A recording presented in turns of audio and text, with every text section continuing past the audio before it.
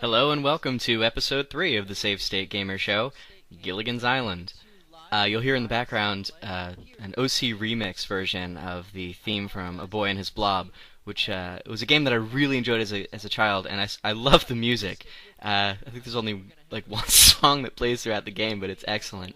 This is also the first time that I mined OC remix for my background music, which I think I did for, well, nearly every episode after this.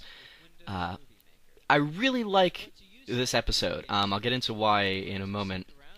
Specifically, this exchange here with the video game sprite highlights two things. One, this was definitely a meta joke. Boers himself has no problem inserting video game sprites. I did, because I used Windows Movie Maker and I had no clue how to do it. And there's no joke that I wanted to make more than that, to have him have an interaction with a video game sprite. So I made this joke, and I quite like it. The fact that I had to resort to this one-sided, psychotic conversation between him and this imaginary character. I really do enjoy that. And obviously, later on, I did learn how to insert a video game sprite. There's one enormous example of that, and we will discuss that where it comes up. I'm sure you know exactly who I mean.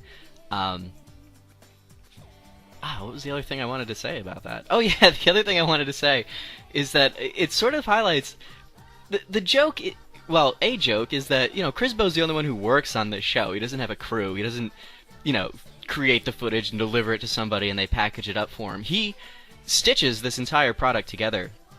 So imagine the mentality of the man who would leave that exchange in his final product. There are a few more examples later on, and I know that that's just kind of a typical thing to do in an Irate Gamer parody, is to have him vocalize, how pathetic he is or some such thing. And that's fine, it's very funny.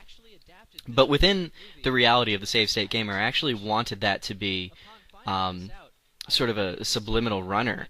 The fact that he has this awareness, he has this sort of self-loathing, and it manifests itself even in this. This should be his chance to shine, is the Save State Gamer Show, and even there he can't sort of keep out the awareness of his own limitations and his own dissatisfaction with his life. That clip, by the way, was from some ALF episode. I was actually looking for real Gilligan's Island footage, and YouTube or wherever I searched had an episode of ALF that had the reunion of the Gilligan's Island cast, and it was just such a happy accident that I had to use that. It was a perfect Irate Gamer and Save State Gamer kind of joke. You'll notice there's actually no background music in this episode aside from the intro, and a later montage. And I stand corrected. In an earlier video, I said that I always used background music after that point, and I guess that wasn't the case. But the fact that this episode comes together so well made it easy for me to forget the little things that were actually still missing from the formula. One of the little jokes, I think it just passed by, subconscious plagiarism from the Third Rate Gamer, so it's only fair that I point that out. I make a little joke about, boy, this intro is so long. It's totally unnecessary. By the way, I still need someone to write me a theme song. And it's not exactly the joke that Third Rate Gamer made, but it's pretty darn close. In his home improvement review, which is actually, I used Boers' home improvement review as the base work for this, if it wasn't obvious. His joke was, this is such a long and pointless introduction, and then he actually just cut away to his own introduction. Brilliant joke. I stole it. It's changed a little bit. It's not nearly as funny, but oops, it's only fair I confess. And in the DSI video, by the way, there's a very similar joke that Mediocre Gamer made before I did, about the Contra games being both on his best of list and his worst of list. Again, very similar joke, not intentional. I will point these out, by the way. If I'm aware of them, I will point out where subconscious plagiarism might have occurred. I can promise that I never intentionally burgled a joke, but it kind of happens when you're mining the same ground. And, that could be an excuse. You could just kind of shrug that off, but at the same time, it's only fair to acknowledge it if you become aware later on. It's easy to do a similar joke as somebody else, but it's worth pointing out. the NES guide thing in the lower left. I don't know if anyone ever actually noticed that. Nearly all of the jokes that I make get some kind of response in the comments, and that never did. I just wanted to make it obvious that he was stealing this footage. The one more thing before we move on, the gay porn box in the background. Crisbo's sexuality is something that people ask about very frequently. Even now on some of the comments for the commentary vids, people wonder, is he gay? What's the deal? Some people don't actually. Someone commented that they didn't like those jokes. They thought it was a little too obvious, a little too overt. Thank you. I appreciate that you think that's too overt compared to my other humor, which is presumably more subtle. My idea isn't necessary, and also I do want to point out before I move on from that, I'm several commentaries deep right now. That was never a shot at Boers. I don't think anyone really suspects that Chris Boers is a homosexual or anything. This was specifically Save State Gamer. Same thing with the gestures and things like that.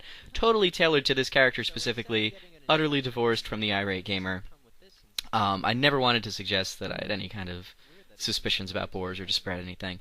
Crisbo himself, however, my sort of idea of the character, in terms of his sexuality, was that he was completely inexperienced. Obviously, he dated Jennifer, and he carries a torch for her, so he's not a homosexual. At the very, at most, he could be bisexual. But I think my idea was that he was a virgin. He had no sexual experience whatsoever. And so it's just this kind of enthusiastic confusion that has him interested in all types of pornography. I don't think it's like an obsession kind of thing. I don't really see him as a pervert. I just see him as sort of like a wide-eyed man-child where everything is new to him, and he's so excited to just, even be able to witness any of it in a pornographic context. I really did like that moment, by the way, earlier where he says his bedroom, and then he says, no, I mean my studio, and he pulls on his collar. Very David Brent moment. The Office, the UK version of The Office, without any question, was a model for me and my sort of comedy of discomfort. And my favorite moments from Save State Gamer happen to be those moments, I think almost exclusively. There's a really, really great one that I love that I'll point out in a later video. I actually forget which one it is, but I do recall the moment. The song is Elements by Lemon Jelly. Do me a favor. Fuck that. Do yourself a favor.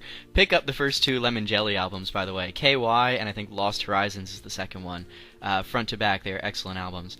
I just kind of use this as a clip because, one, I like the song, and two, I just thought it was a very silly song to use for a montage of like an exciting video game moment.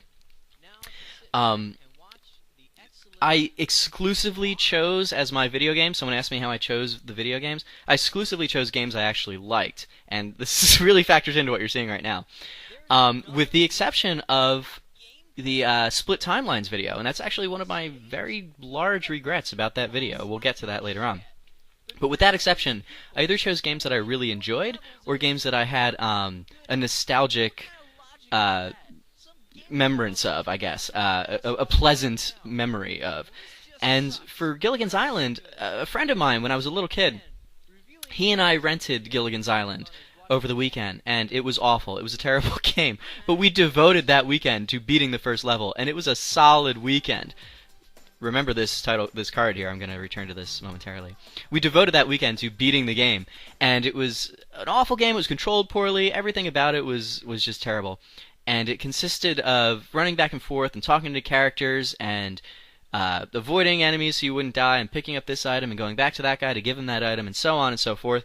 Until finally, we beat the game. Right? Nope, the cutscene played and level 2 loaded. We honestly thought that we beat the whole game. And it just so happened that in Boers' Home Improvement review, he made such a stupid comment about that. I mean, the difference was my friend and I were probably 9 years old at the time. We invested a lot of effort. Boers is, in his late 20s or something and used a cheat code to get to level 2. It's not really comparable. But I wanted to kind of pay homage to that genuine memory. I have a lot of memories of games being horrible as a child, and they're actually very pleasant memories. I do have a lot of fondness for video games, and that's something I really don't think that Boers has, to be honest. I think the AVGN does legitimately have a fondness even for bad games, whereas Boars doesn't have a fondness for even the good ones.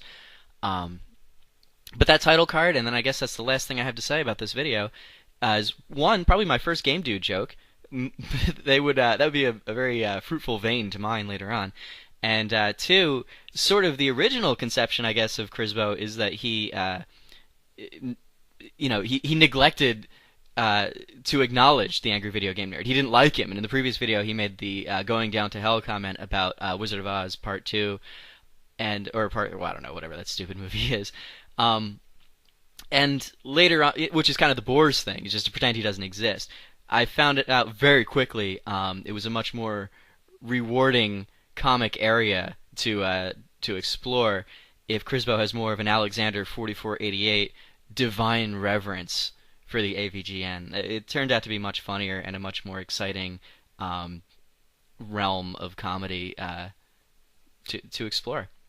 So I guess that's really it. This will be a pretty short commentary. I'm going to have more to say in the later videos. Thank you for watching.